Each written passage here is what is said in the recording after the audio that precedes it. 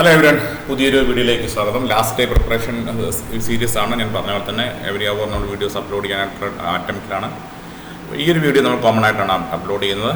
എല്ലാവർക്കും ആക്സസ് ചെയ്യാൻ പറ്റുന്ന രീതിയിലാണ്. എക്സ്ക്ലൂസീവ് വീഡിയോസിന് വേണ്ടി നിങ്ങൾ ഓൾറെഡി ചാനലിലുള്ള മെമ്പേഴ്സുള്ള നിരവധി വീഡിയോസ് ഉണ്ട്. ആ വീഡിയോസ് വേണ്ടി ഇനി അപ്ലോഡ് ചെയ്യുന്ന പല വീഡിയോസും മെമ്പേഴ്സുള്ള വീഡിയോസ് ആയിരിക്കും. മെമ്പേഴ്സുള്ള വീഡിയോസിന് വേണ്ടി നിങ്ങൾ ചാനൽ മെമ്പർഷിപ്പ് എടുക്കാൻ ശ്രമിക്കുക. എല്ലാവരും റിക്വസ്റ്റ് ചെയ്തൊരു കാര്യമായിരുന്നു ഇംഗ്ലീഷ് പാർട്ടിനെ പറ്റി ഒന്ന് ബ്രീഫ് ചെയ്യാമെന്നുള്ളത്. ഞാൻ ആദ്യം തന്നെ പറയുന്നു, ഇംഗ്ലീഷിനകത്ത് ഒരു കഴിഞ്ഞ 2 വർഷമായിട്ട് ചെറിയൊരു ട്രെൻഡ്, ചെറിയ വ്യത്യാസങ്ങളൊക്കെ ഉണ്ട്. പക്ഷേ എന്നാലും നമ്മുടെ പ്രീവിയസ് ഇയറിൽ ഇങ്ങനെ ഒരുപാട് ഇംഗ്ലീഷ് റിലേറ്റഡ് വീഡിയോസ് ചെയ്തിട്ടുണ്ട്. മെജോറിറ്റി വീഡിയോസും റിപ്പീറ്റിംഗ് പാറ്റേണിലുള്ള ഒരുപാട് വീഡിയോസുകളും ഒരുപാട് ക്വസ്റ്റ്യൻസ് കാണാൻ പറ്റും. പ്രൊവൈഡഡ് ഇംഗ്ലീഷിൻ്റെ ചലഞ്ച് ഒരേ ക്വസ്റ്റ്യൻ വീണ്ടും ആവർത്തിക്കുക വളരെ ബുദ്ധിമുട്ടാണ്. പക്ഷേ സിമിലർ പാറ്റേണിലുള്ള ചോദ്യങ്ങൾ നമുക്ക് ആവർത്തിക്കപ്പെടാം. അതുകൊണ്ട് ഈ ഒരു പാറ്റേൺ മനസ്സിലാക്കുക എന്നുള്ളത് വളരെ ഇമ്പോർട്ടൻ്റ് ആണ്. ഇംഗ്ലീഷിൽ നിങ്ങൾക്ക് അറിയാവുന്ന പോലെ ഇംഗ്ലീഷ് പൊതുവേ ഒരു ടിപ്സ് ആൻഡ് ട്രിക്സുകൾ കുറവാണെങ്കിലും പക്ഷേ ചില ഏരിയാസുകൾ നമുക്ക് കുറച്ചൊരു അതിനെ പറ്റി ഒന്ന് മനസ്സിലാക്കിയാൽ, സ്ട്രാറ്റജീസ് മനസ്സിലാക്കിയാൽ നമുക്ക് ആൻസർ ചെയ്യാൻ പറ്റും. അപ്പോൾ ഇതാണ് ഞാൻ എടുത്തിരിക്കുന്നത്. എൻ്റെ ഉള്ള ഫൈനൽ ആൻസർ കീയാണ് 2024 ഫസ്റ്റ് GMAT എക്സാമിൻ്റെ. ആദ്യത്തെ നിങ്ങൾക്ക് സ്ക്രീനിൽ കാണുന്ന ആദ്യത്തെ ഒരു സെറ്റ് ഓഫ് ക്വസ്റ്റ്യൻസ് നോക്കുകയാണെങ്കിൽ ഐഡൻറ്റിഫൈ കറക്റ്റ്ലി സ്പെൽഡ് വേർഡ് എന്നാണ്. സ്പെൽഡ് വേർഡ് അപ്പോൾ ഇതിങ്ങനെ കോമൺ ആയിട്ട് നമുക്ക് മിസ്റ്റേക്ക് വരാൻ സാധ്യതയുള്ള കുറേ വാക്കുകളൊക്കെ ഉണ്ട്. നിങ്ങൾ നോക്കുന്ന വാക്കുകളൊക്കെ നോക്കിയാൽ റെലവൻറ്റ്. അപ്പോൾ നമുക്ക് കാണുമ്പോൾ തന്നെ ചിലപ്പോൾ നമുക്ക് കൺഫ്യൂഷൻ, ഇതിങ്ങനെയാണോ അങ്ങനെയാണോ നമുക്ക് കൺഫ്യൂഷൻ ഉണ്ടാവും. അപ്പോൾ നമ്മുടെ ഒരു ഇംഗ്ലീഷ് റീഡിങ് സ്കില്ലും ഒരു വൊക്കാബുലറിയൊക്കെയാണ് ഇവരുടെ ശ്രദ്ധിക്കുന്നത്, ചെക്ക് ചെയ്യുന്നത്. അപ്പോൾ ഇത് പ്രത്യേകിച്ച് ഒരു പ്രിപ്പറേഷനിലൂടെ ചെയ്ത് കുറച്ച് പാടായിരിക്കും. പക്ഷെ എന്നാലും നമുക്ക് ഇങ്ങനെയൊരു ഫോക്കസ് ആവശ്യമുണ്ടെങ്കിൽ most spelling error made videos അല്ലെങ്കിൽ മോസ്റ്റ് മിസ്പെൽഡ് വേർഡ്സ് എന്ന് ഗൂഗിളിൽ സെർച്ച് ചെയ്യുകയാണെങ്കിൽ most popular misspelled words in English എന്നൊക്കെ നോക്കുകയാണെങ്കിൽ കുറച്ച് വാക്കുകളൊക്കെ കാണാൻ സാധിക്കും. കാണാൻ വേണ്ടി എല്ലാ വാക്കും നമുക്ക് അറിയുന്ന വാക്കുകളാണ്. അറിയാത്ത വാക്കുകളൊന്നും ഉണ്ടാകാൻ സാധ്യതയില്ല. ഭയങ്കര ടഫായിട്ട് വരാറില്ല. പക്ഷേ ചില വർഷങ്ങളിൽ കുറച്ച് ടഫായിട്ടും വരാറുണ്ട്. അപ്പം മിസ്പെൽഡ് വേർഡ്, അതായത് എന്തെങ്കിലും സ്പെല്ലിംഗ് മിസ്റ്റേക്ക് ഉണ്ടാവും അതിനകത്ത്, അതാണ് നമ്മൾ കണ്ടുപിടിക്കേണ്ടത്. ശരിയായ വാക്ക് അതാണ് കണ്ടുപിടിക്കണം. അതാണ് ഒരു കാറ്റഗറി ക്വസ്റ്റ്യൻ. ഇങ്ങനെ ഒരു ക്വസ്റ്റ്യൻ പൊതുവേ എല്ലാ സീരീസിലും കാണാറുണ്ട്. ഇനി 6 മുതലുള്ള ക്വസ്റ്റ്യൻസ് നോക്കുകയാണെങ്കിൽ നമുക്ക് വേറൊരു കാറ്റഗറി ക്വസ്റ്റ്യൻസ് ആയിട്ട് കാണാൻ പറ്റും.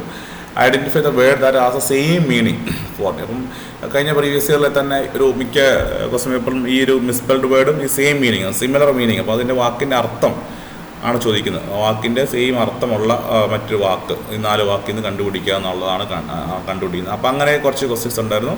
അപ്പോൾ അങ്ങനെ ഒരു 5 ക്വസ്റ്റ്യൻസോളം വീണ്ടും ഉണ്ടായിരുന്നു. അപ്പോൾ അങ്ങനെ 10 ക്വസ്റ്റ്യൻസ് ആയിരുന്നു. കഴിഞ്ഞ തവണ അങ്ങനെ ഒരു സിമിലർ മീനിങ് വരുന്ന അർത്ഥത്തിൽ ചോദിക്കുന്ന ക്വസ്റ്റ്യൻസ് വീണ്ടും ഉണ്ടായിരുന്നു. ഓക്കെ, അപ്പം the word with a similar meaning ചോദിക്കും. Word with a similar meaning എന്നുള്ളതാണ് ചോദിക്കുന്നത്. പക്ഷെ വീണ്ടും 11 മുതലുള്ള ക്വസ്റ്റ്യൻ ചോദിക്കുകയാണെങ്കിൽ choose a word that synonymous with cunning എന്നുള്ള വാക്കുമായിട്ട് സിനോണിമസ് ആയിട്ടുള്ള വാക്ക് ഏതാണെന്നാണ് ചോദിക്കുന്നത്. സിനോണിമസ് ആയിട്ടുള്ള വാക്ക്. അപ്പോൾ സിനോണിമസ് എന്ന് പറഞ്ഞിട്ടുണ്ടെങ്കിൽ അതായത് അതിൻ്റെ മലയാളത്തിൽ പറയാൻ പര്യായം അല്ലെങ്കിൽ സിമിലർ മീനിങ്. അപ്പം ചുരുക്കി പറഞ്ഞാൽ തൊട്ട് മുമ്പത്തെ സെക്ഷനും ഇത് വളരെ സിമിലർ ആയിട്ടുള്ള ഒരു കാറ്റഗറി ക്വസ്റ്റ്യനാണ്. ചില വർഷങ്ങൾ സിനോണിമസ് മാത്രം ചോദിക്കും, ചില വർഷം സിമിലർ മീനിങ് ചോദിച്ചു. ഈ കഴിഞ്ഞ വർഷം രണ്ട് ടൈപ്പ് ക്വസ്റ്റ്യൻസും ഇതിൽ ചോദിച്ചിട്ടുമുണ്ട്. അപ്പം അതും നമുക്ക് ഇംഗ്ലീഷ് പാർട്ടിൽ എക്സ്പെക്റ്റ് ചെയ്യാവുന്ന ഒരു വാക്കാണ്. ഇനി സിനോണിമസ് ശേഷം നിങ്ങൾക്ക് ഒരു 11ാമത്തെ ക്വസ്റ്റ്യൻ മാത്രമേ സിനോണിമസ് ചോദിച്ചിട്ടുള്ളൂ. പിന്നീട് 12 ക്വസ്റ്റ്യൻ നോക്കുകയാണെങ്കിൽ ഓപ്പോസിറ്റ് മീനിങ് ആണ് ചോദിക്കുക. ശ്രദ്ധിക്കുക, ഓപ്പോസിറ്റ് മീനിങ് ആണ്. വീണ്ടും ഓപ്പോസിറ്റ് മീനിങ്ങും ചോദിച്ചിട്ടുണ്ട്. അപ്പം ആൻറ്റോണിമം, സിനോണിമം, ചില വർഷങ്ങൾ ആൻറ്റോണിമം എന്നായിരിക്കും ചോദിക്കുക. അപ്പോൾ ഓപ്പോസിറ്റ് മീനിങ്, ആൻറ്റോണിമം എന്ന് പറഞ്ഞാൽ ഓപ്പോസിറ്റ് മീനിങ് എന്നാണ് ഉദ്ദേശിക്കുന്നത്. അപ്പോൾ ഓപ്പോസിറ്റ് മീനിങ്ങും സിമിലർ മീനിങ്ങും ഉള്ള ചോദ്യങ്ങൾ നമുക്ക് പ്രതീക്ഷിക്കാം.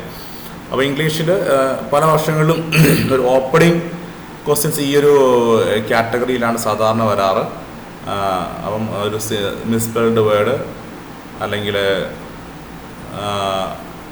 സിമിലർ വേർഡ്, ഓപ്പോസിറ്റ് വേർഡ് എന്ന രീതിയിലൊക്കെ നമുക്ക് ക്വസ്റ്റ്യൻസ് പ്രതീക്ഷിക്കാം. അപ്പം ഈ ഒരു ഏരിയാസ് മനസ്സിലായെന്ന് വിചാരിക്കുന്നു.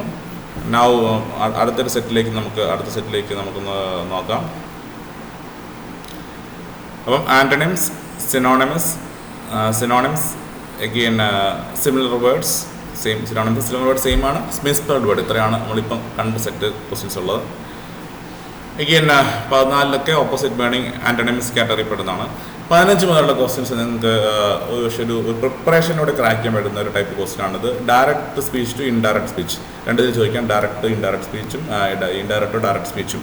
നമ്മുടെ പ്ലേലിസ്റ്റിൽ ഡയറക്റ്റ് ഇൻഡയറക്റ്റ് സ്പീച്ച് വീഡിയോസ് കാണാൻ പറ്റും. ഇതൊക്കെ നമ്മൾ 10ാം ക്ലാസ്സിലും അതിന് പുറകോട്ടൊക്കെ 8ാം ക്ലാസ് മുതൽ ഇംഗ്ലീഷ് ഗ്രാമറിൽ പഠിക്കുന്ന ചില കാര്യങ്ങളാണ്. ഇപ്പോൾ ഡയറക്റ്റ് സ്പീച്ച്, ഇൻഡയറക്റ്റ് സ്പീച്ച് അല്ലെങ്കിൽ റിപ്പോർട്ടഡ് സ്പീച്ച് എന്നുള്ള രീതിയിലൊക്കെ പറയാറുണ്ട്. അപ്പോൾ ഇവിടെ ഒരു സെൻറ്റൻസ് ഒരു വാക്കായിട്ട് ഒരു ഇൻവേർട്ട് കോമയൊക്കെ ഇട്ട് തന്നിട്ടുണ്ടാവും. അപ്പോൾ അതിനെ നമ്മൾ കൺവേർട്ട് ചെയ്യണം. ഒന്നെങ്കിൽ കൺവേർട്ട് ടു ഡയറക്റ്റ് സ്പീച്ച് ആയിരിക്കാം. She suggested why don't we go for a walk. She suggested. അപ്പം സാധാരണ ഒരു ഡയറക്റ്റ് സ്പീച്ച് എപ്പോഴും ഹി സെഡ് എന്ന് അങ്ങനെ രീതിയിലേക്ക് വരാം. പിന്നെ അതിന് നമ്മൾ മാറ്റിയിട്ട് സജസ്റ്റഡ് എന്ന കമാൻഡഡ്, ഒപ്പീനിയൻ, എങ്ങനെയാണ് ആ വാക്കിൻ്റെ ടോൺ എന്താണെന്നനുസരിച്ച് നമ്മൾ വേണ്ട രീതിയിലുള്ള വേർഡ് ഉപയോഗിക്കുകയാണ്. അപ്പം she said shall we go for a walk, shall we go for a walk, shall we go for a walk എന്നുള്ളതാണ് റൈറ്റ് ആൻസർ വരുന്നത്. അപ്പോൾ അത് സിമ്പിളായിട്ട് പറയുന്നുള്ളതാണ്. അതിന് reported speech, direct speech, indirect speech. അപ്പം ഇൻഡയറക്റ്റ് സ്പീച്ചിൽ നിന്ന് ഡയറക്റ്റ് സ്പീച്ചിലേക്ക് കൺവേർട്ട് ചെയ്യാനായിട്ട് ചോദിക്കും. നേരെ തിരിച്ചും ചോദിക്കാം. ഡയറക്റ്റ് സ്പീച്ചിൽ നിന്ന് ഇൻഡയറക്റ്റ് സ്പീച്ചിലേക്കോ ഇൻഡയറക്റ്റ് സ്പീച്ചിൽ നിന്ന് ഡയറക്റ്റ് സ്പീച്ചിലേക്കോ ചോദിക്കാം. അപ്പോൾ ഇത് നിങ്ങൾ ഒന്ന് പഠിച്ചു വെക്കാൻ ശ്രമിക്കുന്ന നല്ലതാണ്. ചിലപ്പോൾ അങ്ങനെ പഠിച്ചു വെച്ചിട്ടുണ്ടെങ്കിൽ നിങ്ങൾക്ക് ഒരു സിമ്പിൾ സ്ട്രാറ്റജീസ് ഒക്കെ ഉണ്ട്. അത് ഞാൻ ഈ വീഡിയോ എക്സ്പ്ലെയിൻ ചെയ്യുന്നില്ല, കാരണം ഓൾറെഡി നമ്മുടെ പ്ലേലിസ്റ്റിലുള്ളൊരു വീഡിയോ ആണ്. അത് പഠിച്ചു വെക്കുകയാണെങ്കിൽ 1-2 ക്വസ്റ്റ്യൻസ് ഒക്കെ പ്രാക്ടീസ് ചെയ്യുകയാണെങ്കിൽ നിങ്ങൾക്ക് ഇത് ക്രാക്ക് ചെയ്യാൻ പറ്റേണ്ട ഒരു ഏരിയ ആണ്. 5 ക്വസ്റ്റ്യൻസ് സാധാരണ കാണാറുണ്ട്. പല വർഷം കണ്ടിട്ടുണ്ട്, ഇതില്ലാത്ത വർഷം ഉണ്ടായിട്ടുണ്ട്. മറ്റൊരു കാറ്റഗറി ക്വസ്റ്റ്യൻ പിന്നീട് കാണാൻ പറ്റുന്നത് ആക്റ്റീവ് വോയിസ്, പാസീവ് വോയിസ് ആണ്. ആക്റ്റീവ് വോയിസ്, പാസീവ് വോയിസ് നമ്മൾ ചെറുപ്പത്തിൽ സ്കൂളിൽ പഠിച്ചിട്ടുണ്ടാവും. Raman killed Ravana was killed by Raman. രണ്ട് രീതിയിൽ പറയുന്നത് നമ്മൾ active voice and passive voice എന്ന് പറയാറുണ്ട്. അപ്പം അങ്ങനത്തെ ക്വസ്റ്റ്യൻസ് നമുക്ക് എക്സ്പെക്ട് ചെയ്യാം. അപ്പം ഇതിൻ്റെ കോൺസെപ്റ്റ് എന്താണ്, ആക്റ്റീവ് വോയിസിൻ്റെയും പാസീവ് വോയിസിൻ്റെയും കോൺസെപ്റ്റ് എന്താണെന്നും നിങ്ങൾ യൂട്യൂബിലൊക്കെ നോക്കി നിലവിൽ ട്യൂട്ടോറിയൽസ് കിട്ടും. അതും ഒന്ന് ഫോക്കസ് ചെയ്ത് വെക്കുന്നത് നല്ലതാണ്. അപ്പം ആക്റ്റീവ് വോയിസും പാസീവ് വോയിസ് നിങ്ങൾക്ക് ട്രൈ ചെയ്യാൻ മറ്റൊരു ഏരിയ ആണ്. അപ്പോൾ ഇതിൽ ക്വസ്റ്റ്യൻസിൽ ചില ക്വസ്റ്റ്യൻസിനൊക്കെ കംപ്ലീറ്റ്ലി ഇതിനകത്ത് എഴുതിയിട്ടുണ്ട്. ശ്രദ്ധിച്ച് വായിക്കണം മാത്രം. ക്വസ്റ്റ്യൻ വളരെ ഷോർട്ടായിട്ടാണ് അതിനകത്ത് ക്വസ്റ്റ്യൻ വന്നിരിക്കുന്നത്. A solution will be found by our team. Change sentence into active voice. Our team will find a solution. അപ്പം ഇതിൽ വ്യത്യാസം എന്താണ് സിമ്പിളായിട്ട് പറയുകയാണെങ്കിൽ, ആക്റ്റീവ് വോയിസ് പറയുന്നത് our team will find a solution എന്നാണ്. അവർ ടീമിനാണ് ഫോക്കസ്, ടീമിനെ സബ്ജക്റ്റായിട്ട് നിർത്തുവാണ് ആക്റ്റീവ് വോയിസിൽ. പാസീവ് വോയിസ് വരുമ്പോൾ സൊല്യൂഷനാണ് സബ്ജക്റ്റായിട്ട് വരുന്നത്. സൊല്യൂഷൻ വിൽ ബി, നമ്മുടെ ടീം ഒരു സൊല്യൂഷൻ കണ്ടുപിടിക്കും, ഒരു സൊല്യൂഷൻ നമ്മുടെ ടീമിനാൽ കണ്ടുപിടിക്കപ്പെടും എന്നൊക്കെ മലയാളത്തിൽ പറയുന്ന രീതി. അതാണ് ആക്റ്റീവ് വോയിസ് പാസീവ് വോയിസ് കൺവേർഷൻ്റെ ഒരു ബേസിക് ആയിട്ടുള്ളൊരു അണ്ടർസ്റ്റാൻഡിങ്. അപ്പോൾ ഇത് വിത്ത് പ്രിപ്പറേഷൻ നമുക്ക് ക്രാക്ക് ചെയ്യാൻ പറ്റുന്നൊരു ഏരിയ ആണ് ആക്റ്റീവ് വോയിസ് പാസീവ് വോയിസ്. ഞാൻ മുമ്പ് പറഞ്ഞ പോലെ തന്നെ റിപ്പോർട്ടഡ് സ്പീച്ചും ആക്റ്റീവ് വോയിസും പാസീവ് വോയിസും എല്ലാവരും ഒന്നുകൂടെ അതിൻ്റെ സിമ്പിൾ മെത്തഡോളജികളും അതിൻ്റെ സ്ട്രാറ്റജീസൊക്കെ നോക്കുക. പിന്നീട് വരുന്ന ക്വസ്റ്റ്യൻസൊക്കെ വളരെ മിക്സ് ഓഫ് ക്വസ്റ്റ്യൻസ് ആണ്. പ്രൊപ്പോസിഷനെ ഉപയോഗിക്കാനായിട്ട്, നിങ്ങളുടെ മിസ്സിംഗ് ഫോം ഫില്ല് ചെയ്യാനായിട്ട് ഇങ്ങനത്തെ കാറ്റഗറി ക്വസ്റ്റ്യൻസ് ഒക്കെ വരാറുണ്ട്. അതാണ് നെക്സ്റ്റ് ഒരു കാറ്റഗറി. സിമിലറായിട്ട് വാക്ക് മിസ്സിംഗ് ആയിരിക്കും, പ്രൊപ്പോസിഷൻസ് മിസ്സിംഗ് ആയിരിക്കും. അപ്പം പ്രൊപ്പോസിഷൻസിൻ്റെ യൂസേജ് നമ്മൾ ജസ്റ്റ് ഒന്ന് പരിചയപ്പെട്ട on, at, under, in, away, forward, behind, അങ്ങനെ കുറച്ച് പ്രൊപ്പോസിഷൻ നമുക്കറിയാം. അങ്ങനത്തെ പ്രൊപ്പോസിഷൻ്റെ യൂസേജ് ഒന്ന് മെമ്മറൈസ് ചെയ്യുവാണെങ്കിൽ അത് നമുക്ക് യൂസ്ഫുൾ ആയിരിക്കും. ഇതാണ് മറ്റൊരു കാറ്റഗറി ക്വസ്റ്റ്യൻ എന്ന് പറയുന്നത്. പിന്നീടുള്ളൊരു ക്വസ്റ്റ്യൻസ് ഉണ്ടെങ്കിൽ നമ്മൾ റീഓർഡർ സെൻറ്റൻസ് എന്നുള്ളതാണ്. ഇത് സിമ്പിളായിട്ടുള്ള കാറ്റഗറിയാണ്. അതൊരു സെൻറ്റൻസ് സിമ്പിളായിട്ട് സ്പ്ലിറ്റ് ചെയ്തൊക്കെയാണ് 4ആയിട്ട്. എന്നിട്ട് അതിനെ എങ്ങനെ റീഓർഡർ ചെയ്യാം എന്നുള്ളതാണ് ചോദിച്ചിരിക്കുന്നത്. അപ്പോൾ അങ്ങനെ ക്വസ്റ്റ്യൻ കാറ്റഗറി വരാറുണ്ട്. ചിലപ്പോൾ ഇതിനെ കുറച്ച് ലെങ്ത്തായിട്ട് സെൻറ്റൻസുകളെ കുറച്ച് ലെങ്തി സെൻറ്റൻസിനെ സ്പ്ലിറ്റ് ചെയ്തിട്ടും ചോദിക്കാം. ഇപ്പോൾ റീഓർഡറിങ് ദ സെൻറ്റൻസ് എന്നുള്ളത്, അല്ലെങ്കിൽ reordering the words in a sentence, reordering the parts of a sentence എന്നുള്ളതൊക്കെ മറ്റൊരു ടൈപ്പ് ക്വസ്റ്റ്യനാണ് നമുക്ക് ഈ ഒരു ഇംഗ്ലീഷ് പാറ്റേണിൽ കാണുന്നത്. So that is another question. ഇനി ഇതിൽ മറ്റൊരു ക്വസ്റ്റ്യൻ എന്ന് പറയുന്നത് ചെറിയൊരു പാരഗ്രാഫ് തരുന്നു, എന്നിട്ട് ആൻസർ ചെയ്യാൻ പറയുന്നു. ഇവിടെ ശ്രദ്ധിക്കേണ്ടത്, സാധാരണ കോമ്പറ്റേറ്റീവ് എക്സാമിനേഷനൊക്കെ ഒരു പാരഗ്രാഫും അതിനെ ബേസ് ചെയ്ത് 4-5 ക്വസ്റ്റ്യൻസൊക്കെയാണ് സാധാരണ തരാറ്. കെമാറ്റ് എക്സാമിന് മുൻ വർഷങ്ങളിലൊക്കെ അങ്ങനെ ആയിരുന്നു. പക്ഷേ കഴിഞ്ഞ 3-4 വർഷമായിട്ട് കാണുന്ന ട്രെൻഡ് ഓരോ ക്വസ്റ്റ്യനും ഓരോ പാരഗ്രാഫ് എന്നുള്ളതാണ്. ഇപ്പോൾ കഴിഞ്ഞ വർഷമൊക്കെ കുറച്ച് ഷോർട്ട് പാരഗ്രാഫ് ആയിരുന്നു. 2023-22 ക്വസ്റ്റ്യൻ പേപ്പർ നോക്കുകയാണെങ്കിൽ പാരഗ്രാഫ് തന്നെ കുറച്ച് വലുതാണ്. ഈ 2024 ക്വസ്റ്റ്യൻ പേപ്പറിലെ പാരഗ്രാഫ് വളരെ ചെറുതാണ്. അപ്പോൾ ഇവിടെ നിങ്ങൾ പ്രത്യേകം ശ്രദ്ധിക്കേണ്ട കാര്യം, എല്ലാവരും പ്രത്യേകം ശ്രദ്ധിക്കേണ്ട ഒരു കാര്യമുണ്ട്. ഇവിടെ എല്ലാവരും വളരെ പ്രത്യേകം ശ്രദ്ധിക്കുക ഒരു point. The point is time ഒരുപാട് കൺസ്യൂം ചെയ്യുന്ന ആക്ടിവിറ്റിയാണ്, സെക്ഷനാണിത്. ടൈം ഒരുപാട് കൺസ്യൂം ചെയ്യുന്ന സെക്ഷനാണ്. അപ്പോൾ ഒരുപക്ഷെ നമുക്ക് എളുപ്പത്തിൽ ആൻസർ കിട്ടുകയും ചെയ്യാം. അതുകൊണ്ട് നിങ്ങളുടെ ഒരു ലാംഗ്വേജിൻ്റെ ഒരു പ്രൊവിഷൻസി അനുസരിച്ച് ഈ ഒരു കാര്യം, ഈ ഒരു സെക്ഷനെ ക്ലിയർഫുള്ളായിട്ട് ഹാൻഡിൽ ചെയ്യുക. ഞാൻ പറഞ്ഞ കാര്യം ഒരിക്കലും റിപ്പീറ്റ് ചെയ്യുന്നു. ടൈം കൺസ്യൂം ചെയ്യാനായിട്ടൊരു സാധ്യതയുള്ളൊരു ഏരിയ ആണ് ഇത്, ഈ ഒരു ക്വസ്റ്റ്യൻ എന്നുള്ളത്. എസ്പെഷ്യലി പാരഗ്രാഫ് കുറച്ച് ലെങ്തി ഒക്കെ ആണെങ്കിൽ. പക്ഷേ ചിലപ്പോൾ ചില കേസുകളിൽ ക്വസ്റ്റ്യൻസ് വളരെ ഡയറക്റ്റായിട്ട് ചോദിക്കാറുണ്ട്. അപ്പോൾ ഒന്ന് വളരെ കെയർഫുള്ളായിട്ട് നോക്കുക. അപ്പോൾ നമ്മൾ ടൈം എന്ന് ഞാൻ മുമ്പ് പറഞ്ഞിട്ടുള്ള പോലെ തന്നെ ഓരോ സെക്ഷൻ ഓരോ ടൈം അലോട്ട് ചെയ്തിട്ട് നമ്മൾ പ്രത്യേകം നമ്മളതിനെ മാനേജ് ചെയ്യുക.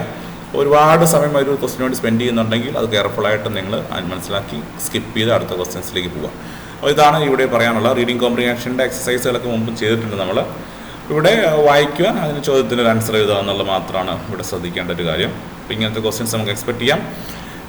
മുൻ വർഷങ്ങളിലൊക്കെ ട്രെൻഡ് അനുസരിച്ച് റീഡിംഗ് കോംപ്രിഹെൻഷൻ്റെ ക്വസ്റ്റ്യൻസ് ഒരു 10 ക്വസ്റ്റ്യൻസ്, ചില വർഷങ്ങളിലൊക്കെ 15 ക്വസ്റ്റ്യൻസ് വരെയൊക്കെ റീഡിംഗ് കോംപ്രിഹെൻഷനിൽ കണ്ടിട്ടുണ്ട്. അപ്പോൾ ഇതിലെല്ലാ ക്വസ്റ്റ്യനും ചിലപ്പോൾ ക്രാക്ക് ചെയ്യാൻ പറ്റത്തില്ല. പക്ഷെ എന്നാലും നമ്മൾ ചില മിനിമം കുറച്ച് ക്വസ്റ്റ്യൻസൊക്കെ അറ്റൻഡ് ചെയ്യാനായിട്ട് ടൈം അനുസരിച്ച് ശ്രദ്ധിക്കുന്നതാണ്.